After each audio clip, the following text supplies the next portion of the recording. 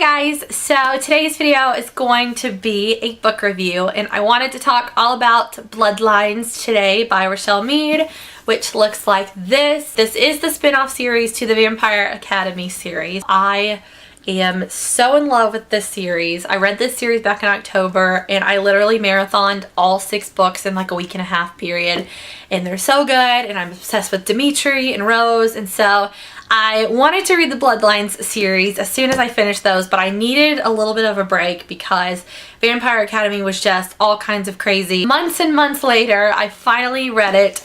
I read this one last month in June, so I told you guys I would do a review, which is what I'm doing today. This is what the cover looks like. It does take place, I think it's 3 weeks after the end of the Vampire Academy series, and I would say that if you haven't read Vampire Academy yet or the entire series, then to hold off on reading these.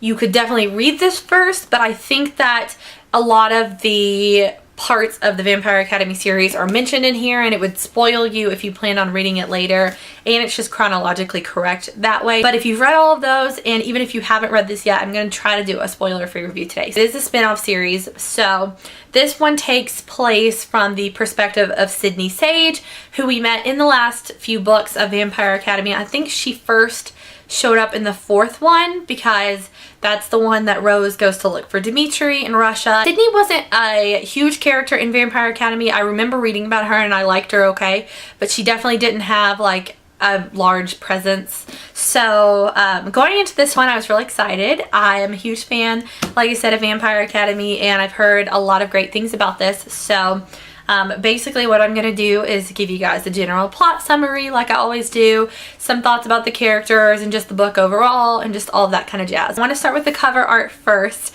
I used to do like little intros all about the cover art in all my book reviews, and then I just feel like I've stopped doing that for the past few reviews. So to get started with the cover art, I have to say I don't mind these covers, and I feel like I say this a lot because this is common for a lot of books, but I don't love them, but I don't hate them. I think that if I had to choose between the Vampire Academy covers and the Bloodlines covers, I'd prefer the Vampire Academy covers, and I don't know if I'm just biased because I love the series so much, but I know a lot of people don't like these because of the faces, but honestly, I love them so much more than the newer versions with the VA on them. I cannot stand those covers. I just don't like them, and I don't know. I do like that it's red. I think that kind of flows with the name Bloodlines.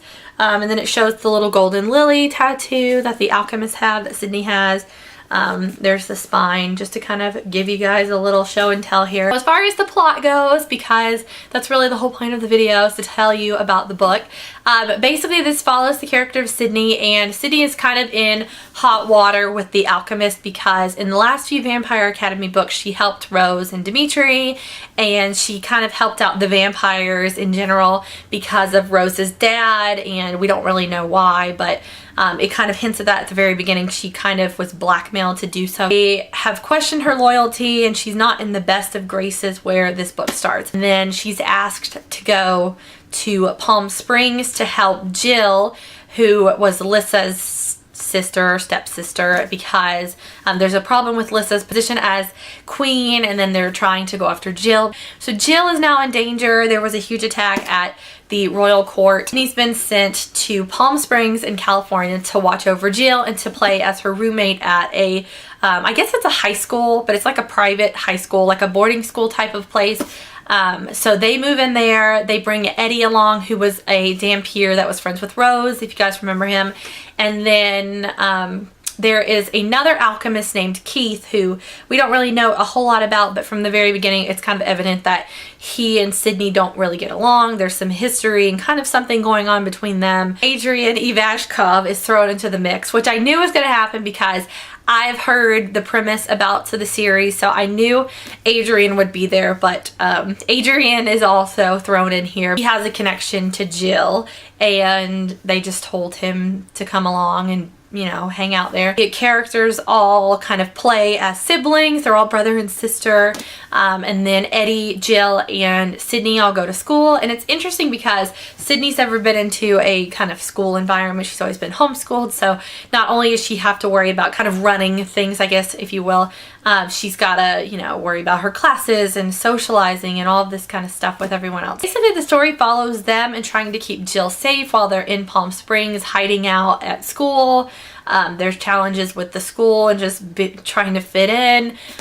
Sydney and Jill kind of have to get used to each other.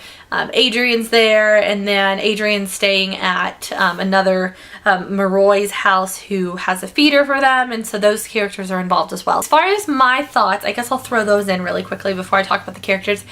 I enjoyed this story.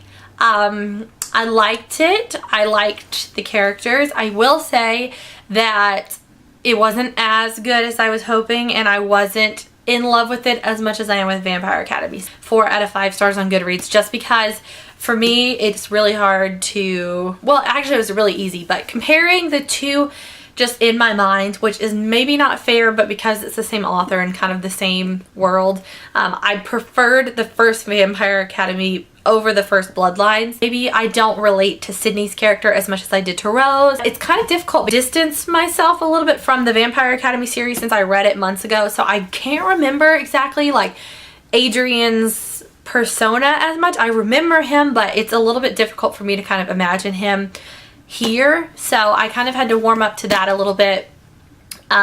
So I gave it 4 out of 5. I'm hopeful to see where the series goes, and I will tell you guys, I'm currently reading The Golden Lily right now, which I'm almost done with, so I'll have a review up for this one soon, but I have been enjoying it as well. As far as the characters, Sydney is definitely very different from Rose.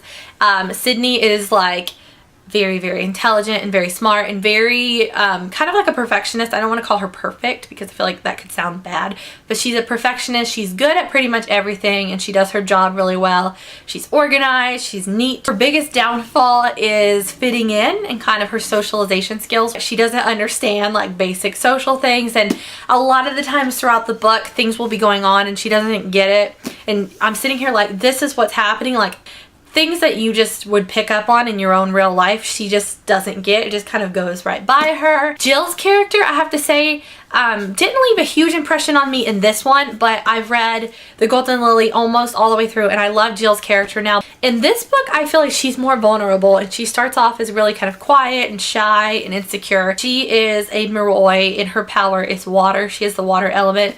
So it's a new adjustment for her being away from her family, especially after the attack, and she's not really near any water that she can practice her magic with. A lot of the people at the school kind of picked on her. I liked her in this one, but she didn't leave as much of an impression on me. And then Eddie is not a huge role in this one from what I can remember. See, these books, they just start to like mesh everything together, but I'm trying to sort through my thoughts. Keith, I will say I did not like at all. I knew that there was a flag with him very early on, and I kind of put together what happens with him before it was revealed. Adrian's character,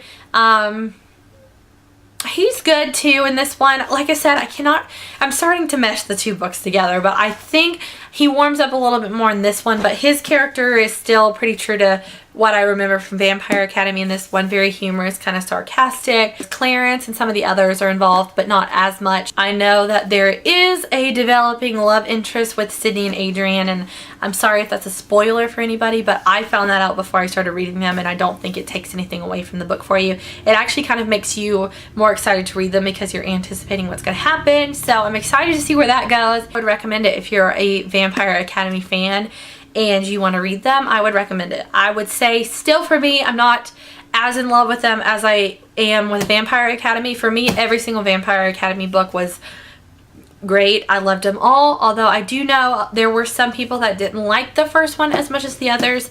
So if you read this and you don't like it, then you may still love the rest. And I think with anything, to, you know, give it a shot and see. One of the things that I did not really love about the book, and I found this one a little bit more predictable, and pretty much what happened with it as it was going along I kind of foresaw. I didn't necessarily love that. There wasn't too much element of surprise for me. Hopefully there will be a little bit more kind of cliffhangers and things as the others go on. I enjoyed it and I would recommend it to you guys, and I can't wait to see where the rest of the story goes. I guess that's all for today. I hope you guys enjoyed this and that you're doing really well. Thank you guys so much for watching, and I will talk to you all very soon. Bye guys.